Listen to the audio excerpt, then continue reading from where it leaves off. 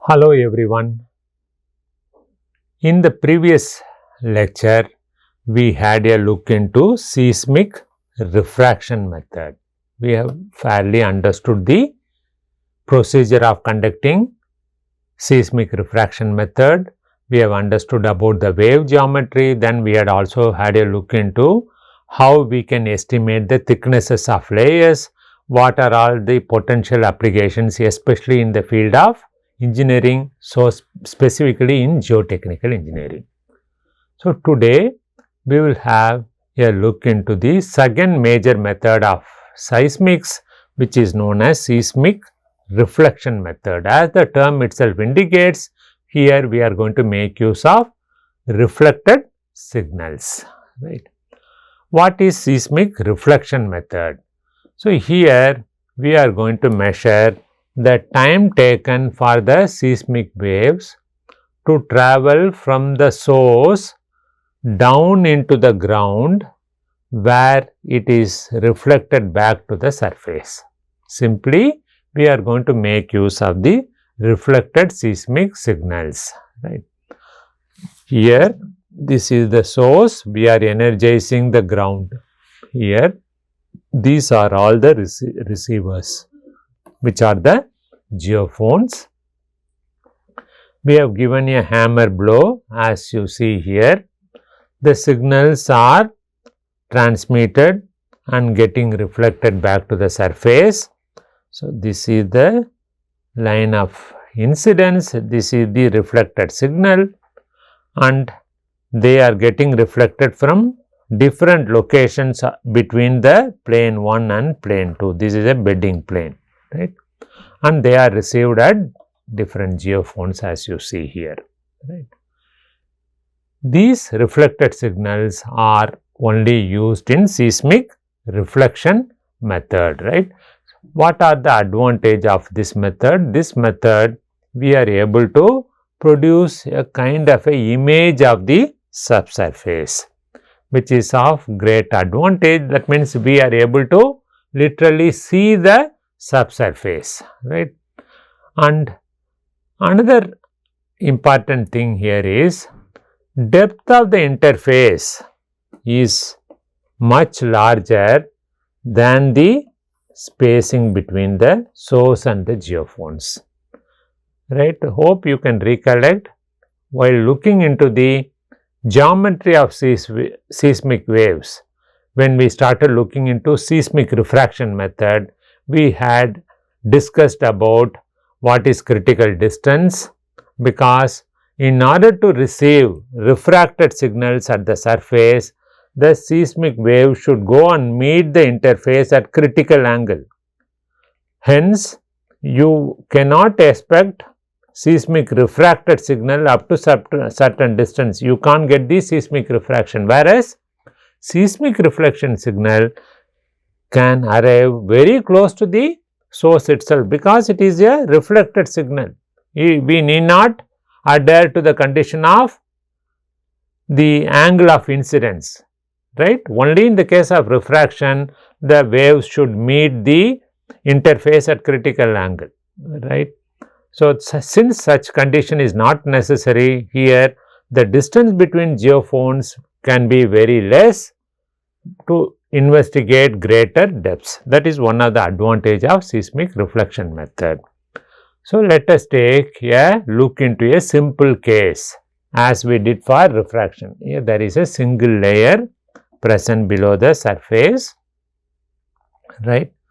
The path of the least time will be from the midpoint, right. So, here is the source and here is the receiver, and exactly at the midpoint of the distance between source and sink, the signal which goes, and the signals go in different direction, but this signal reaches the receiver faster. Okay. So, this is the wave geometry of seismic reflection, right? The seismic reflection, the waves go in, get reflected, which is received by the receiver, as you see in the picture, right? The angle of incidence as well as reflection, they are one and the same, they are equal.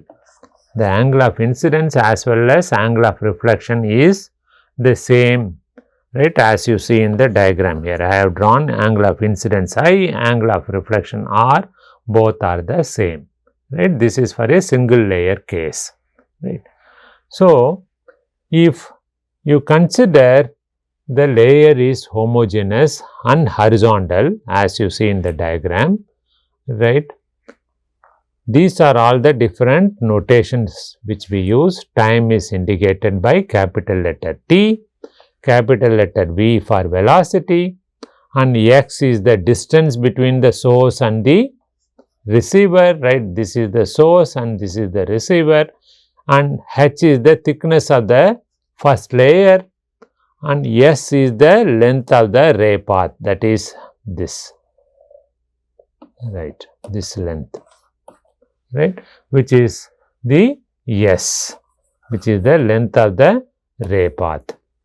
If it is so, the relation between the all this, which is length of the ray path square, is equivalent to square of the distance between the source and the receiver plus 2 times the height square, that means 2 times of the height.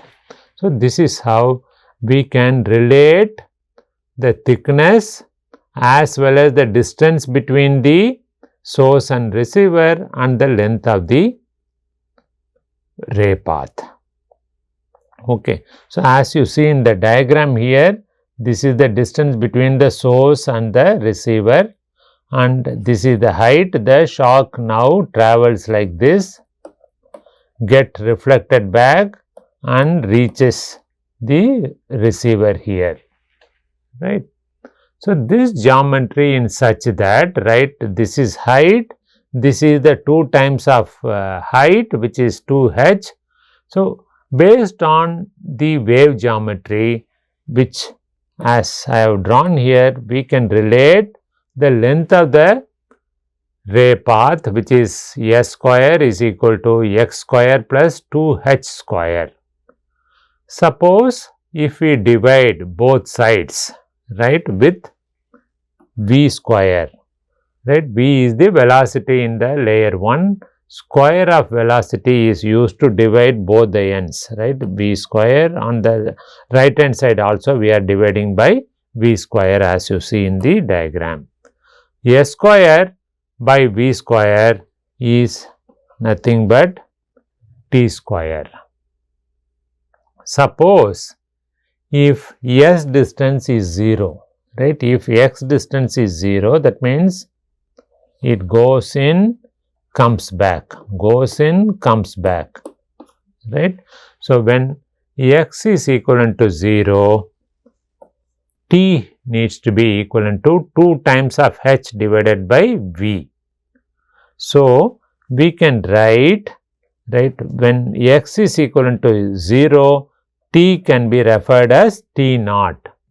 T naught square is equivalent to 4 times of h square divided by v square. So, we can rewrite this equation as t power 2 is equivalent to t square t naught, because we have implied this condition now, plus x square divided by v square.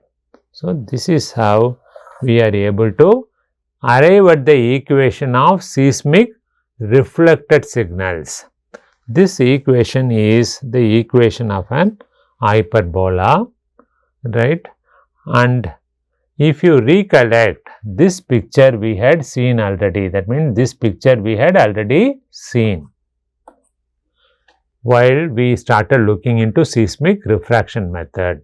Anyhow, for your convenience, I will repeat what we had seen already. Here is the source, and these are all the detector locations, right.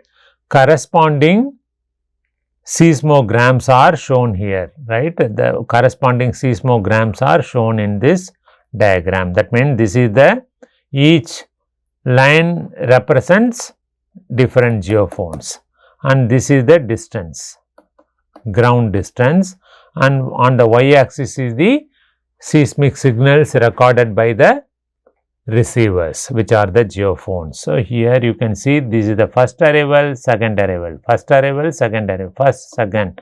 So like that here, first arrival, second arrival, third arrival. We have seen this previously. Suppose if you plot the arrivals in the form of a hodograph, which is the distance versus time, which is known as hodograph, that results into the first segment of the straight line is known as direct. That means the signals are reaching the geophones by the direct waves. Then we had seen already, beyond certain distance we will start receiving the refracted signals. That distance is known as critical distance. That is what I told you just now. In order to receive seismic refractions, geophones have to be kept at some distance. At what distance? That distance depends on the thickness of the layer. If the thickness of the first layer itself is so huge, then in order to receive refracted signals, geophones have to be kept at much greater distance. Why? Because the signals that reach the interface at critical angle only will get refracted, totally internally refracted, which will be heard by the geophones as head waves. Okay. So, due to this condition, the refracted signals are reaching only after some critical distance. This is what we had seen. And here in all the geophones, there is some slow arrivals. These signals are due to seismic reflection. Right now, you please look at this relationship. This relationship is like a hyperbola. Okay. So, why we have a hyperbola? Because of this relation, time square is equal to T naught. T naught is what? T naught is, right, here you can see the T naught. So, this hyperbola is the seismic reflected data, and T naught is the place where it intersects the time axis, that is known as T naught. So, we are relating both the T and the T naught as well as x and velocity, right. So, this equation is the equation of a hyperbola. Accordingly, here the signals are plotted in the form of a hyperbola, right.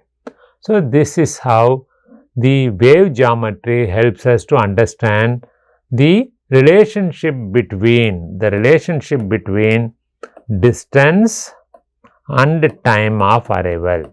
So, in the case of reflected signal, you have a relationship in the form of a hyperbola, right. So, we could understand this from a simple one layer case, which we had seen here, right. There is only one layer. These are all the reflections, but here we would have kept receivers at different locations, receiver 1, 2, 3, 4, 5, 6, 7, 8, 9, like that, right.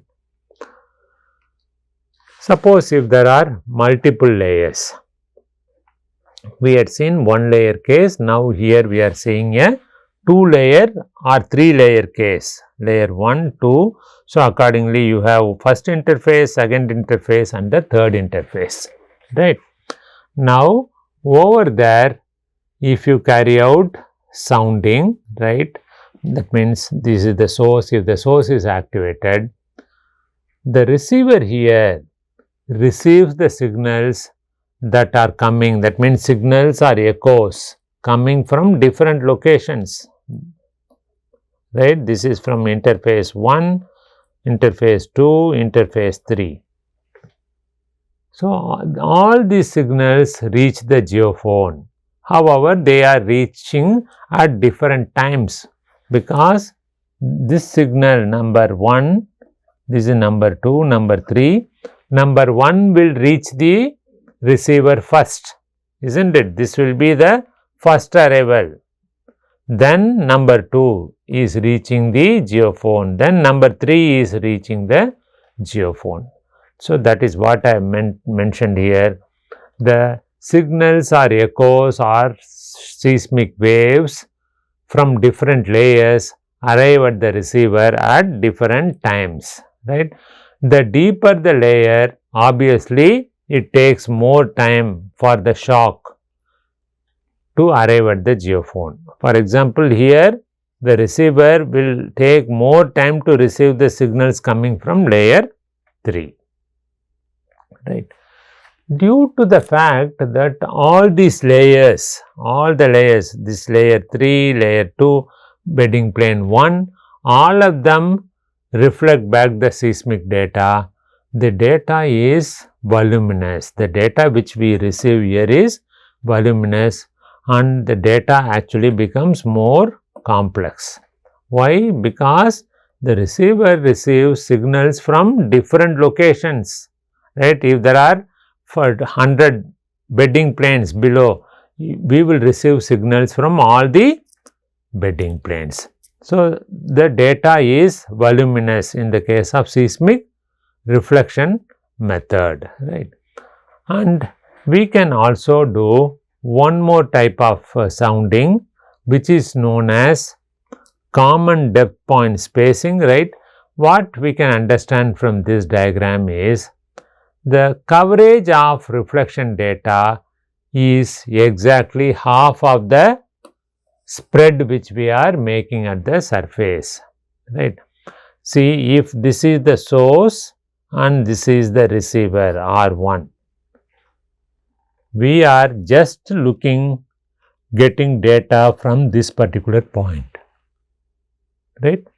When you use the next geophone to receiver number 3, when we use 3 geophones, let us say this is the source and this is geophone number 3, this is the source, this is receiver 3. If the distance between this is 50 meters, right? That means the distance between the source and the receiver 3 is 50 meters, right? We are actually scanning only half of the distance below the ground surface, which may be only 25 meters. Okay. So, this is the geometry of seismic waves.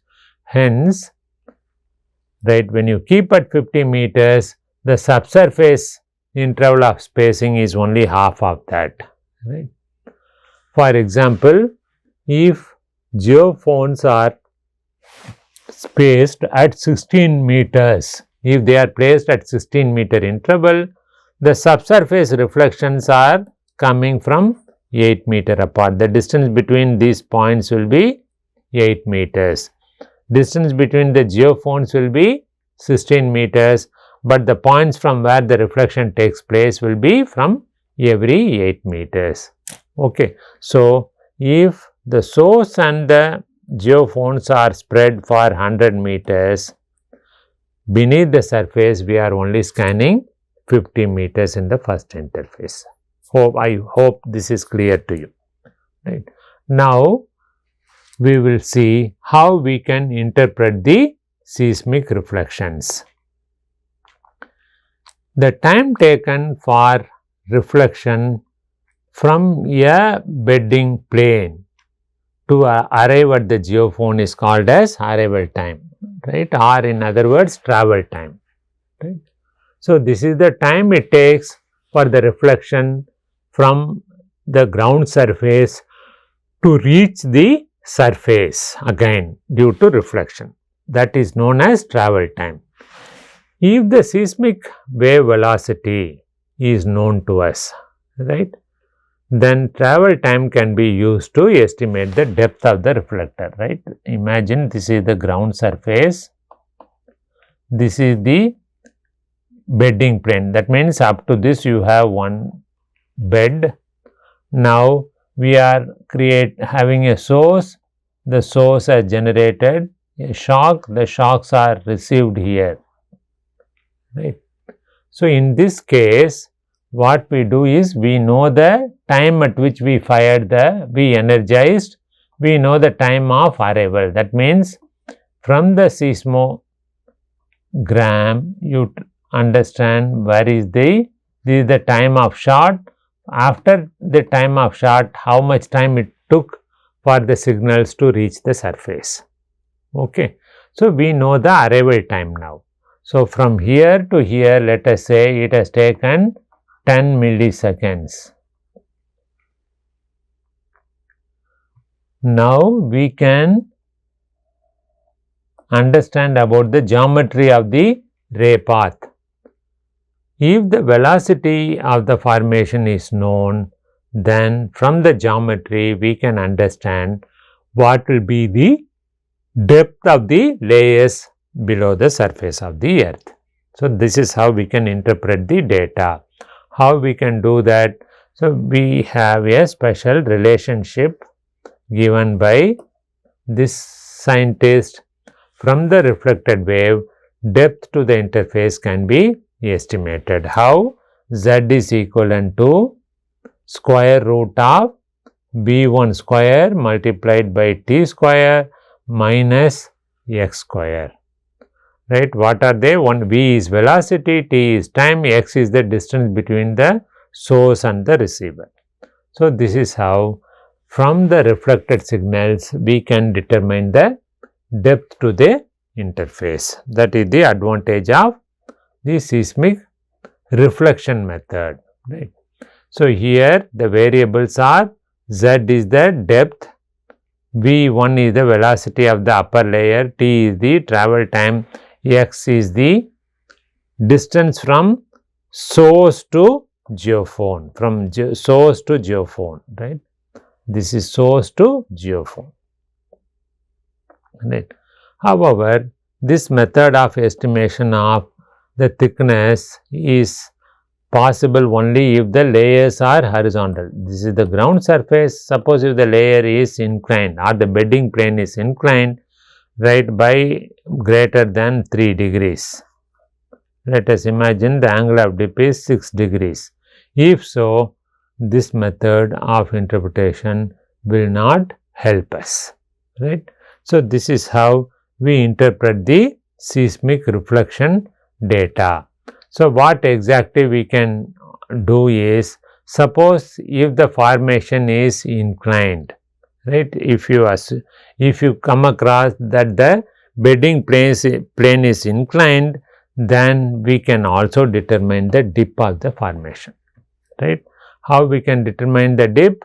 Dip can be estimated using this relationship. What are the variables in this relationship?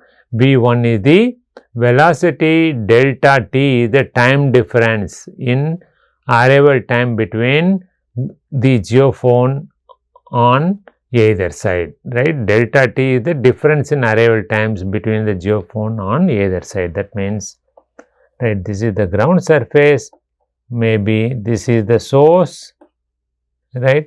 We assume we have geophones on either end. Geophone, this is geophone, right?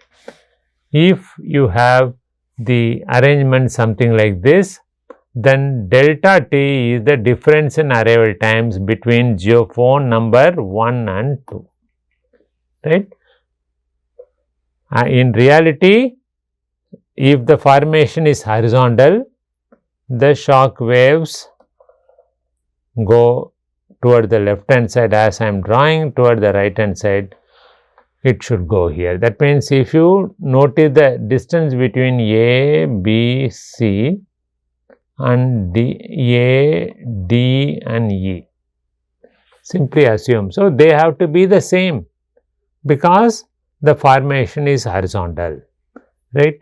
If there is some difference, for example, when you fire a shot at here, it has received at 10 milliseconds. Here it took only 7 milliseconds. What does it indicate? So, since there is some time difference, we are sure this formation is now inclined. That is how you have this time difference. Right? In which way it is inclined? So, here since on this side it has more time, what I have drawn is wrong. It is inclined in this fashion, right? Because for the signal to reach the left side, it has taken 10. For the signal to reach the right side geophone is only 7, because the intersection or the place at which it meets the interface is much shallow here. Here it is deeper. Okay. So, this is how we can carry out shooting by arranging the geophones on either side of the source, right. So, using which we can determine the angle of inclination, right. In practice, the distance and times are recorded for different locations of geophones, which means this is the surface, source, geophones are arranged in different fashion on the surface. So, using this arrangement, we will be able to pick the signals, right, reaching the geophone from located at different distances. So, that helps us to arrive at the average velocity, right, especially when the formation is dipping. At every geophone, the arrival time will be different, isn't it? That means when you arrange the geophone symmetrically on either side, the corresponding geophones kept at equal distance on either end of the either side of the shot point will have different arrival times. Since we have many pairs of sources and receivers, we can arrive at the average velocity. Average velocity can be arrived at by this relationship, which is square root of x2 square minus x1 square. What are x1 and x2? They are the distances at which geophones were placed. So, this is how we can carry out an estimate of average velocity. So, in this lecture today, we had a look into seismic reflection method. Initially, we had seen the geometry of seismic reflection method, then we had taken up how we can carry out the survey to understand the thickness and angle of dip. In the case of one layer, we can arrive at the thickness of the formation using a simple relationship we had seen previously, and we say angle of dip can also be measured by conducting the seismic reflection survey by placing the source at the center, receivers on either end, on both sides, using which we can determine the dip as well as the average velocity of seismic waves in the first layer. We will continue with this in the next lecture. Thank you very much.